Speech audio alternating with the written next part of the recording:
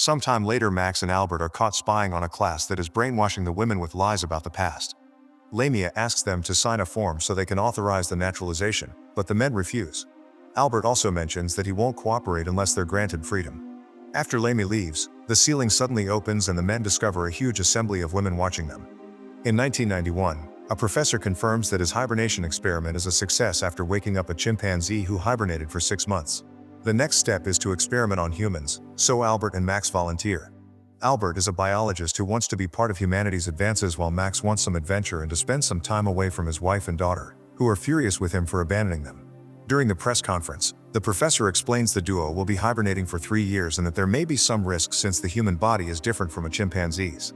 When they're taken to the hibernation capsules, the guys secretly bring some cigarettes and a flask before they're successfully put to sleep. Years later, Max and Albert wake up and are taken to a strange white room by a group of women who also bring them breakfast. The food is so hard it can't be bitten, so one of the women teaches them that they're actually containers with a paste that imitates the food inside. The guys complain about the lack of taste but blame it on a side effect of the hibernation. Then Max brings out the cigarettes and flask, sharing them with Albert as a little dessert. However, the smoke immediately triggers an alarm and the women rush in to put it out by covering them with foam. Afterward, a doctor and her assistant Lamia come to check on the guys, who keep asking about the professor. The women explain the professor doesn't exist and his experiments were abandoned because the world went through another war. Max and Albert are very confused, so the women finally share the details. They slept for 53 years, meaning it's now year 2044. To make matters worse, the war wiped out all men, so Max and Albert are the only ones left. Confused and scared, the duo tries to run away, but the door electrocutes them and knocks them out. When they wake up, Albert concludes this must be the second stage of the experiment and they're testing their reactions to a psychological shock. Max still can't believe that there aren't any more men and wonders how the women reproduce. Since Lamia is keeping an eye on them, she hears this and explains they reproduce through parthenogenesis, which is a real form of asexual reproduction that doesn't require fertilization found in many animals. At that moment, another woman belonging to the faction Genetics enters Lamia's workstation and messes with her things, saying it's a pity Lamia left Genetics to join the faction Archeo. Before leaving, the woman points out it'd be a better idea to hand the guys over to Genetics. Sometime later, the TV in Albert and Max's room is turned on and a girl appears talking about parthenogenesis, so Albert has to explain to Max that the children are created in test tubes. Lamia mentions that their method of procreation is perfect, but Max accuses them of brainwashing kids. That night, Max and Albert think about the years of life they've missed and how their family and friends are gone. Swearing they'll never get frozen again, they comfort each other and finish the last drops of alcohol. Later, while they watch TV, Max points out that if they do things right, this place could be a paradise for them, but Albert scolds him for thinking with his other head in such a serious situation. At that moment, Lamia comes to check on their health and Max answers with a flirty line that Lamia doesn't understand. Then he asks if they could take a walk together or even dance as he comes closer to Lamia, suddenly stealing her first kiss. Lamia freaks out and immediately throws him on the floor before leaving.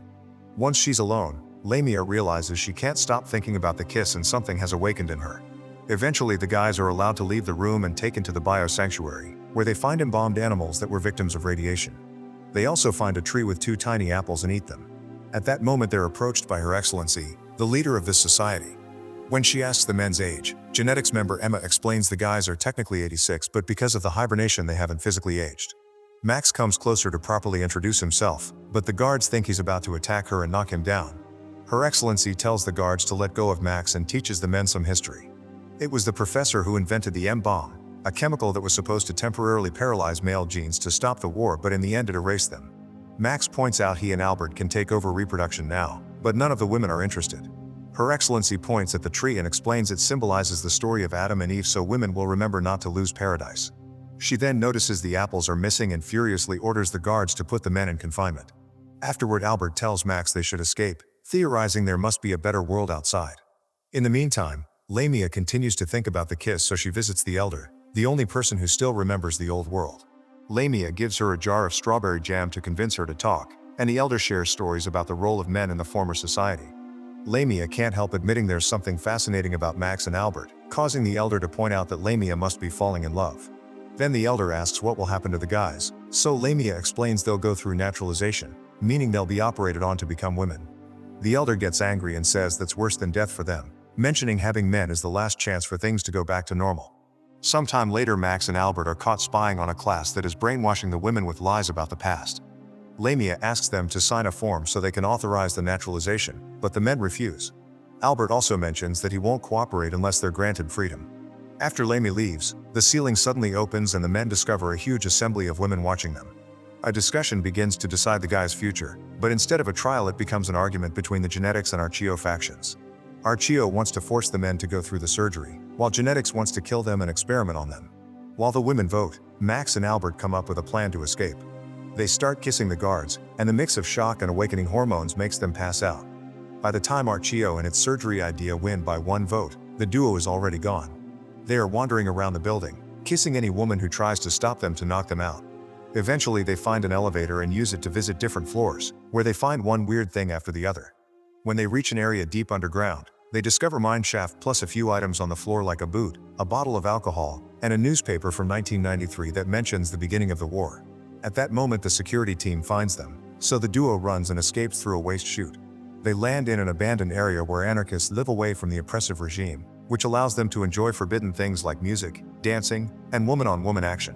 Max and Albert dumbly watch two people kiss and get caught by two rebels who think they're government spies, but at the same time the security team shows up and attacks.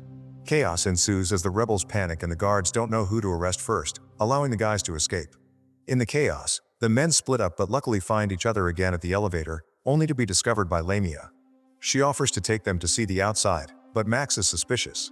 Albert reminds him this is their only chance, so they agree to follow her to a strange room with a periscope. As the men look through it, it's revealed that women have been living underground because outside is all dark and barren with no chance of getting better anytime soon. Their system always detects at least 300 units of radiation as a side effect of the M-bomb, meaning they can't go outside. However, Max and Albert would rather risk it than live there. Lamia is disappointed to hear they won't cooperate and says she must be a loyal worker, so she alerts security and soon the men are captured again. Emma and another woman congratulate Lamia for her sneaky plan and give her a pin that represents a promotion, but Lamia doesn't feel happy or proud. Then Lamia is asked to hand over all the data she has collected on the men because Genetics will be taking over her work since the guy's attempt to escape has marked them as dangerous. A furious Lamia tries to argue against it because she had been working on a dissertation about the men, but Emma teases her by saying they'll have to take that too. Upset, Lamia throws away the pin. Meanwhile, Albert and Max are being prepared for the procedure. Their organs will be given to older women while the rest of their bodies will be synthesized for nutritional substances because nowadays there's a lack of protein sources. To Max's shock, one of the surgeons is his daughter, who is now old and resentful of his father for abandoning her. Before the procedure can begin, Lamia sneaks into the operating room to get her revenge on Genetics by sabotaging the surgery and helping the guys escape. The trio reaches the elevator, only for Albert to pass out because he did get injected with anesthesia. He suddenly wakes up in 1994 and finds the professor telling him that the experiment worked wonderfully. Albert shares the fact he dreamed about a world without men, and Max says he had the same dream. The professor says that's impossible, causing Albert to wake up and find himself in the elevator with Max and Lamia. Afterward, Lamia takes them back to the periscope room, where she threatens the guards and makes them take off their special suits. After the guys put the suits on, Lamia tries using the system to send them to the surface, but a guard says a password is needed and only Her Excellency knows it. Frustrated, Max curses aloud and the computer reacts because that bad word turns out to be the password. At that moment, Lamia decides to go with them and also puts on a suit. The trio carefully looks around the creepy area until they come across a barrier, only to realize it's made of fabric. They use a knife to cut it and cross it, which allows them to find out the truth. The world is just fine, and what they saw on the periscope had been the creepy room with a painted wasteland to brainwash the citizens of the underground base. The group explores the beautiful nature and enjoys the warm sunlight until they realize the suits are running out of oxygen. Suddenly, Max sees a bird fly by and removes his suit, confirming the air is fine. After the others also take off their suits, they continue to advance and find a wall, which they climb over to discover a beautiful house. They immediately get themselves comfortable and grab fresh food from the fridge, which surprises Lamia with its amazing taste. Meanwhile, in the underground base, Emma volunteers to take the risk and puts on the suit to go after the group. Eventually, she finds the house and sees the trio, but at that moment she passes out because her suit is losing oxygen. Albert picks her up and takes her into the house to help her regain consciousness. When she wakes up, Emma demands to be taken back to the base and starts struggling against Albert to escape. Their movement causes them to accidentally turn on the TV, which shows an official government broadcast that announces Lamia and Emma are dead. Then there's an interview with a fake Max and Albert, who say they're happy to be women now. This shows Emma that her government has been brainwashing her, so she agrees to stay with Albert while Max takes Lamia to a bedroom so they can finally do the dirty. Sometime later, Max and Albert hear the sound of an arriving elevator and hide to watch Her Excellency enter the house, which turns out to be hers. When she finds two dirty glasses, She opens the wardrobe and sees Max, so she tries to run away. Albert and Max immediately jump on her and overpower her, but in the struggle, clothes are ripped and prosthetics fall. To their shock, Her Excellency turns out to be a man in disguise. He explains he was only 4 when the war ended and the League of Women took over. The few remaining boys were put through surgery, but his mom hid him to save him. When he grew up, he started wearing a woman costume and joined the League, eventually becoming their leader. The radiation wasn't as strong as they anticipated, but it was hard to change what a brainwashed crowd was used to. Then Albert and Max offer a deal. They'll keep this guy's real identity secret, and in exchange he'll let them live in the house with Lamia and Emma. Her Excellency gladly agrees, admitting he's scared of women. Sometime later, Max and Albert sneak back into the underground base while disguised as female laboratory workers. They add their seed to the flasks in the incubation center, hoping to change the future. 9 months later, a nurse wraps a newborn in blankets and screams when she discovers a baby boy.